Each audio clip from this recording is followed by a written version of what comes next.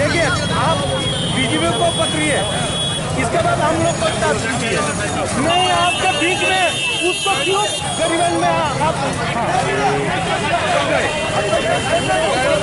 लगाया उसने नहीं हमने रोका, उसके बाद स्ट्रगल किया तो क्या हुआ? नहीं हुआ तो अगर चाहता तो हम लोग बहुत कुछ कर सकते हैं, बहुत कुछ कर सकते हैं।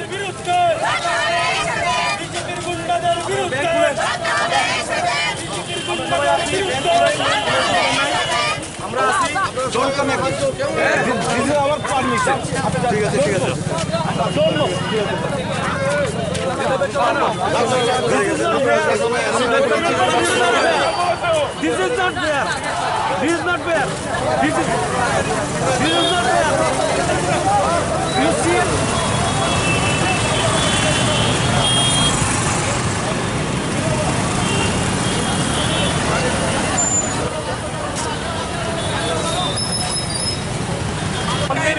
ভূমিকা নেওয়ার জন্য জনগণকে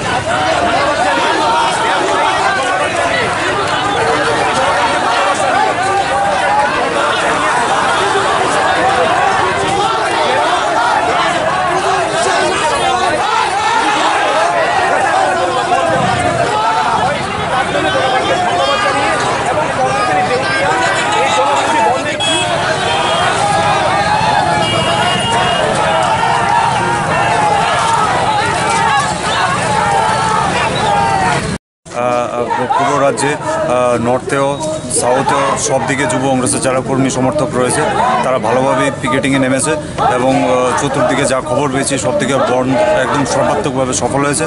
এবং আগরতলাতে তো আমরাই আছি, ভোর 5:30 থেকে আমরা রয়েছি এখানে এবং আমরা যা দেখতে পেয়েছি সবখানে আমরা যেগুলো গভর্নমেন্টের অফিস রয়েছে, পোস্ট অফিস থেকে আরম্ভ করে এগুলো সবগুলো বন্ধ করা হয়েছে এবং সবাই বেরিয়ে চলে গেছে। এবং আগরতলাতেও যানবাহনের চলাচল নেই, বাইক শুধু চলছে। আর বন্ধ আমরা বলতে পারি যে মানুষের সমর্থনে সর্বাত্মক বন্ধ এখন অবধি সফল হয়েছে।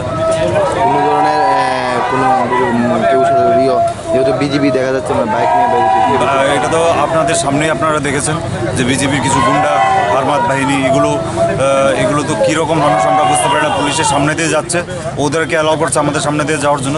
তারপরেও আমাদের যারা যুব কংগ্রেসের আমার ভাইয়েরা বোনেরা রয়েছে তাদেরকে ধাওয়া করেছে, এখান থেকে চলে গেছে, ঠিক আছে। এখন আমরা রয়েছি এখানে প্রদেশ কংগ্রেস ভবনে। দেউলিয়া এই জনবিরোধী বন্ধের বিরুদ্ধে আমরা ময়দানে নেমেছি। রাজ্যের মানুষ বন্ধকে প্রত্যাখ্যান করেছে এবং আমরা দেখতে পাচ্ছি স্বতঃস্ফূর্তভাবে মানুষ, ব্যবসায়ী, কর্মচারী, সাধারণ পথচলতি জনগণ সবাই বেরিয়ে এসছে।